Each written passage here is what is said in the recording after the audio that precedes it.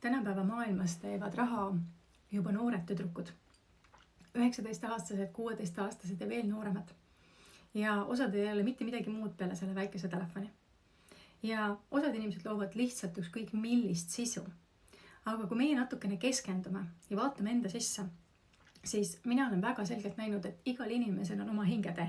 Igal inimesel on midagi väga ägedat ja väärtuslikku pakkuda.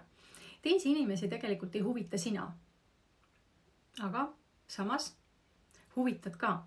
Siin on väike paradoks, et teised inimesed huvituvad iseendast ja sellest probleemist, mida sa suudad nende jaoks ära lahendada.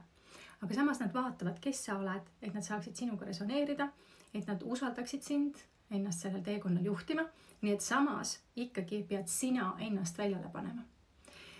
Ja need on nagu väga olulised teemad, mida tuleb just vaadata natukene rohkem sügavuti.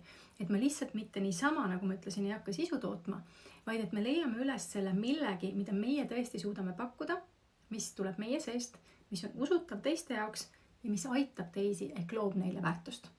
Nii et rahapäeval naistele me läheme seda teemat enda seest otsima. Ja võib-olla kui sa teda seal ei leia, siis igal juhul saad sa selle ühel hetkel kindlasti kodus üles leida, sest sul on selleks olemas kõik juhised, kuidas sellele teekonnale astuda. Nii et kutsun sind rahapäevale 16. novembril Tallinn Hesti Euroopa hotelli.